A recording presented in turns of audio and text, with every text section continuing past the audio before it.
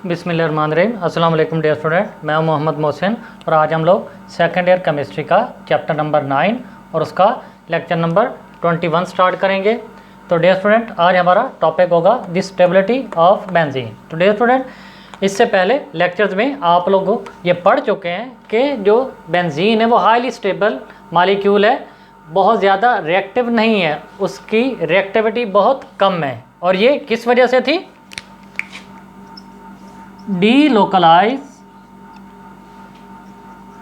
Delocalisation of pi electrons.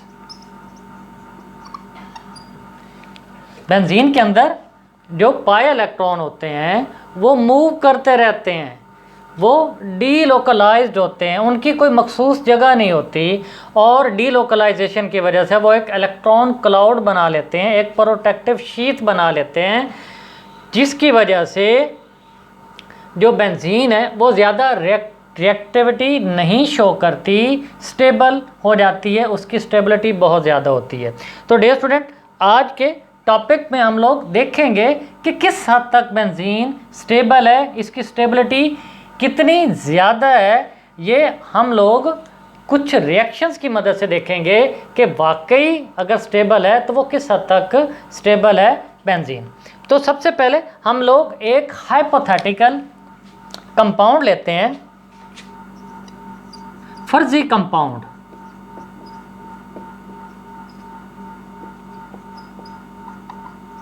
जो कि benzene को रिप्रेजेंट कर रहा होता है और इसका नेम है 1,3,5 साइक्लोहेक्साट्राईन।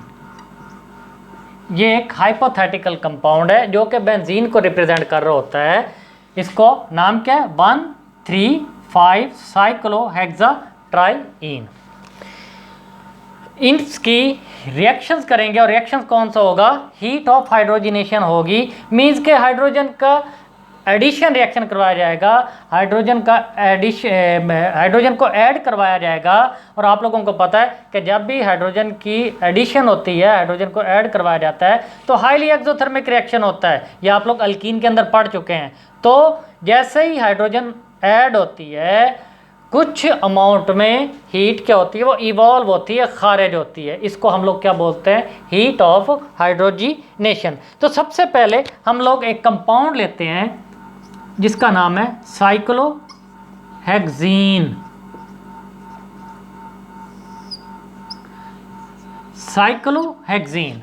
साइक्लोहेक्सीन मीन्स साइक्लोहेक्सीन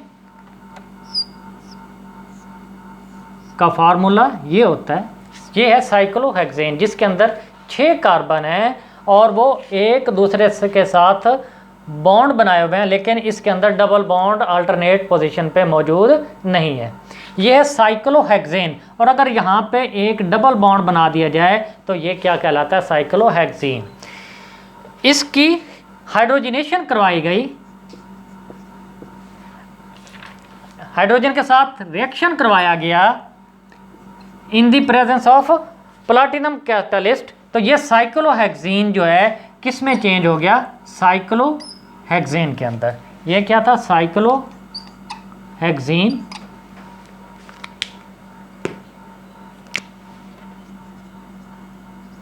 इसकी हाइड्रोजनेशन करवाई गई तो ये साइक्लोहेक्सेन के अंदर चेंज हो गया।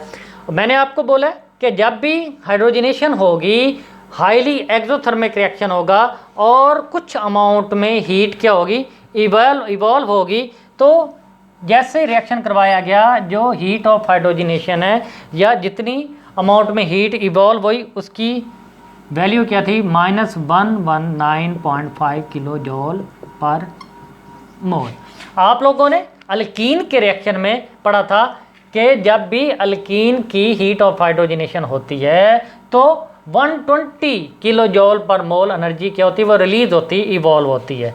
तो ये कितनी थी? ये 119.5 kilo joule per mole energy release हुई। तो इसका मतलब है ये एक्सेप्टेबल वैल्यू थी, इतना ज़्यादा डिफरेंस नहीं था उस अल्कीन और ये साइक्लोहेक्सीन में, क्योंकि इसके अंदर भी क्या है? डबल बॉन्ड है। तो ये एक्सेप्टेबल वैल्यू थी। मीन्स के बिल्कुल क्लोज वैल्यू थी। इसका मतलब है वो भी वहाँ पे भी आप लोगों ने पढ़ा था कि एक डबल बॉन्ड होगा और एक डबल बॉन्ड कि जब आप लोग हाइड्रोजनेशन करवाएंगे तो 120 kilo joule per mole energy release होती है। यही आप लोगों को मैंने बताया था कि एक डबल बॉन्ड होगा तो 120 kilo joule per mole energy release होगी। जितने डबल बॉन्ड होंगे आगे उसकी हीट ऑफ हाइड्रोजनेशन आप लोग जितने डबल बॉन्ड होंगे 120 को उतने डबल बॉन्ड से मल्टीप्लाई कर दो तो आप लोगों को पता चल जाएगा कि कितनी अमाउंट में एनर्जी क्या होती है, रिलीज होती है। तो ये क्लोज वैल्यू थी और ये क्या है, एक्सेप्टेबल वैल्यू थी। इसके बाद एक दूसरा कंपाउंड लिया, उसका नाम था 1,3 साइक्लोहेक्साडाइन। उसके अंदर 2 डबल बॉन्ड थे।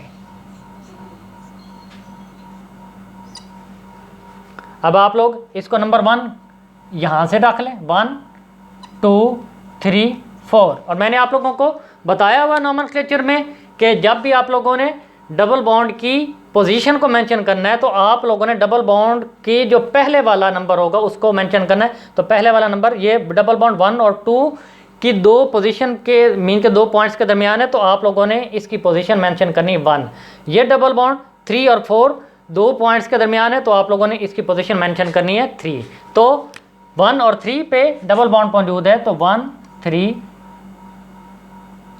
साइक्लोहेक्साडाइन, साइक्लोहेक्साडाइन मीन के ये ऐसी साइक्लोहेक्सेन है जिसके अंदर 2 डबल बॉन्ड है, इसलिए इसको हम लोग बोलते हैं साइक्लोहेक्साडाइन। अब 2 डबल बॉन्ड है तो इसकी भी क्या करवाई गई, हाइड्रोजनेशन करवाई गई। 2 हाइड्रोजन मॉलिक्यूल ऐड करवाए गए in the presence of platinum catalyst. तो ये किस में चेंज हो गया, सॉरी, साइक्लोहेक्सेन के अंदर। अब ये साइक्लोहेक्सेन, अब 2 डबल बॉन्ड है तो एक डबल बॉन्ड था तो कितनी अमाउंट में एनर्जी रिलीज हुई, 119.5 किलो जॉल पर मोल। तो जब 2 डबल बॉन्ड थे तो हीट ऑफ हाइड्रोजनेशन कितनी थी, वो हमारी हीट ऑफ हाइड्रोजनेशन जो आई वो थी delta H is equal to -231.5 kilo joule per mole. Dear student, मैं फिर एक दफ़ा बता दूं, ये जो माइनस है इसका मतलब होता है हीट इवॉल्व हो रही है। और कितनी वैल्यू में हीट इवॉल्व हो रही है, वो कितनी है, 231.5 किलो जॉल पर मोल। तो ये 231.5 किलो जॉल पर मोल ये बिल्कुल क्लोज थी। अगर आप लोग 119 जो हमारे पास कितनी ऑब्जर्व वैल्यू थी, अगर हम लोग कैलकुलेट करें delta H is equal to 2 × 231.5, तो आनी कितनी चाहिए थी, ये वैल्यू आनी चाहिए थी -239 किलो जॉल पर मोल। मीन्स कि ये वैल्यू क्या आनी चाहिए थी हमारे पास, कैलकुलेटेड वैल्यू, लेकिन हमारे पास वैल्यू आई कितनी, वो थी 231.5 किलो जॉल पर मोल। तो 231 और 239 इसमें इतना ज़्यादा डिफरेंस नहीं था, ये भी क्या थी, एक्सेप्टेबल वैल्यू थी। तो मीन्स के वैल्यूज़ क्लोज थी, इसको हम लोग बोलते हैं एक्सेप्टेड वैल्यूज़ थी। जब एक डबल बॉन्ड था तब भी उसकी 120 के क्लोज वैल्यू हुई, वो कितनी आई, 119.5। और जब 2 डबल बॉन्ड मौजूद थे तो वो भी कितनी वैल्यू है, 231.5। होनी कितनी चाहिए थी, 239, बट 231.5 आ गई, ये भी एक्सेप्टेबल वैल्यू थी। अब आते हैं उस कंपाउंड की तरफ जिसके अंदर 3 डबल बॉन्ड हो, जिसको हम लोग क्या बोलते हैं, 135 साइक्लोहेक्साट्राइन, और इसको हम लोग क्या बोलते हैं, बेंजीन भी बोलते हैं। जैसे हम लोग इसको इस तरह लिखते हैं, ये 135 साइक्लोहेक्साट्राइन, या इसको हम लोग क्या बोलते हैं, बेंजीन। अब इसका रिएक्शन करवाया गया, इसकी हाइड्रोजनेशन करवाई गई, तो कितनी आनी चाहिए थी और आई कितनी,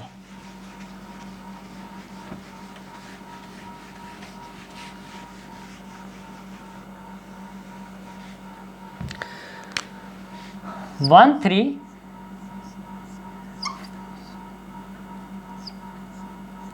135 साइक्लोहेक्साट्राइन, जिसको हम लोग बेंजीन से रिप्रेजेंट करते हैं, अब इसको बेंजीन लिख लो, या 135 साइक्लोहेक्साट्राइन। अब इसकी भी हाइड्रोजनेशन करवाएगी in the presence of platinum catalyst, बना क्या, साइक्लोहेक्सेन। अब आप लोग इसकी अगर हम लोग वैल्यू देखें तो कैलकुलेट अगर करें, कैलकुलेटेड हीट ऑफ हाइड्रोजनेशन वो कितनी होनी चाहिए, 3 मल्टीप्लाई बाय -119.5, तो ये होनी चाहिए थी 358.5 kilo joule per mole. But जब बेंजीन का रिएक्शन करवाया गया तो वैल्यू आई कितनी, ऑब्जर्व वैल्यू कितनी थी, ऑब्जर्व डेल्टा एच वो थी बहुत कम थी, -208 किलो जॉल पर मोल। तो with the help of reaction ये कंफर्म हो गया, ये प्रूव हो गया कि वाकई बेंजीन स्टेबल मॉलिक्यूल है। बेंजीन इतने ज़्यादा आसानी से रिएक्शन नहीं करती, इसकी स्टेबिलिटी बहुत ज़्यादा है। तो डिफरेंस कितना आया, difference 150.5 kilo joule per mole energy का डिफरेंस आया। होनी कितनी चाहिए थी, 358.5 kilo joule per mole, but 135 साइक्लोहेक्साट्राइन जिसको हम लोग बेंजीन का नाम देते हैं, उसकी जब हाइड्रोजनेशन करवाई गई और वो कन्वर्ट हो गया किसमें, साइक्लोहेक्सेन के अंदर, तो कितनी अमाउंट में एनर्जी रिलीज हुई, 208 किलो जॉल पर मोल। कितना डिफरेंस था, 150.5 kilo joule per mole energy का डिफरेंस था। ये जो एनर्जी का डिफरेंस था जिसको हम लोग क्या बोलते हैं, 150.5 किलो जॉल पर मोल कहते हैं, ये कहलाती है रेजोनेंस एनर्जी। तो इसकी अक्सर डेफिनेशन पेपर्स में आ जाती है कि डिफाइन रेजोनेंस एनर्जी, तो ये फिर आप लोग इसको लिखेंगे, मैं इसकी डेफिनेशन लिख देता हूँ।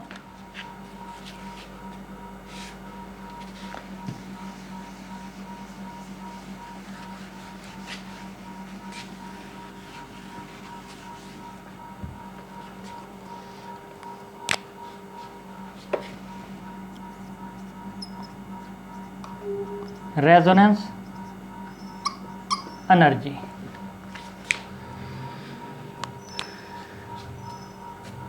The difference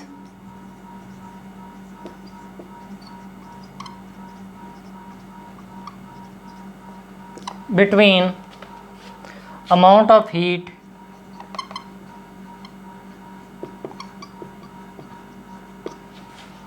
actually released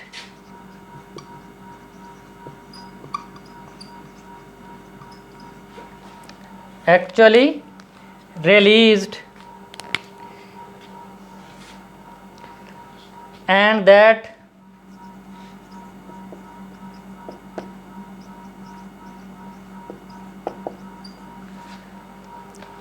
calculated on the basis of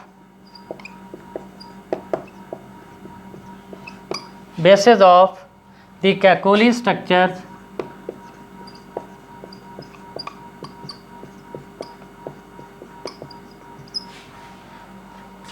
is called resonance energy.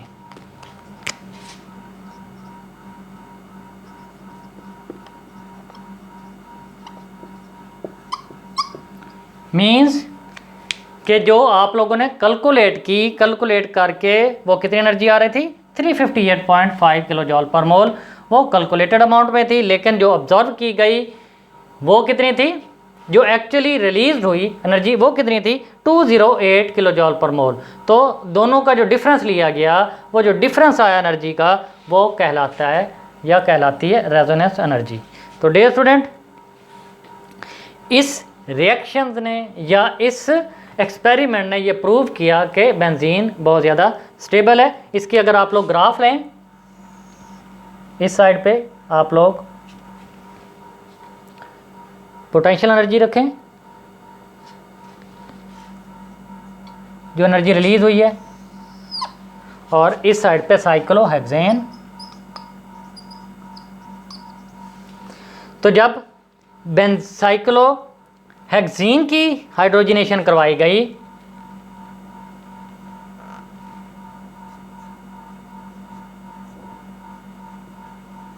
Cyclohexene की हाइड्रोजनेशन करवाई गई तो कितनी अमाउंट में एनर्जी रिलीज हुई?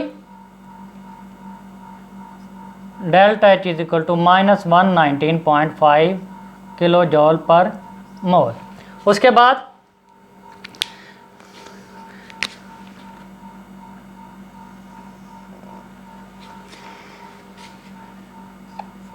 जब 1,3 साइक्लोहेक्साडाइन उसकी हीट ऑफ हाइड्रोजनेशन करवाई गई तो कितनी अमाउंट में एनर्जी रिलीज हुई? -231.5 किलो जॉल पर मोल। और जब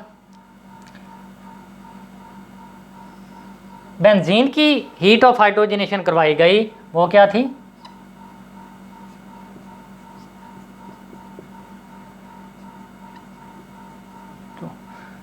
तो कितनी अमाउंट में एनर्जी रिलीज हुई?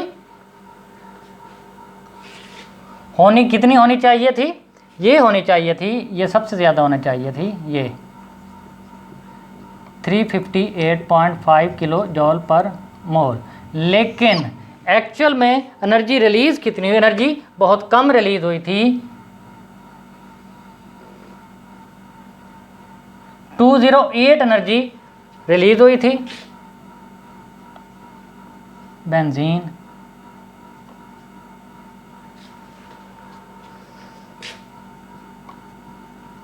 (3H2)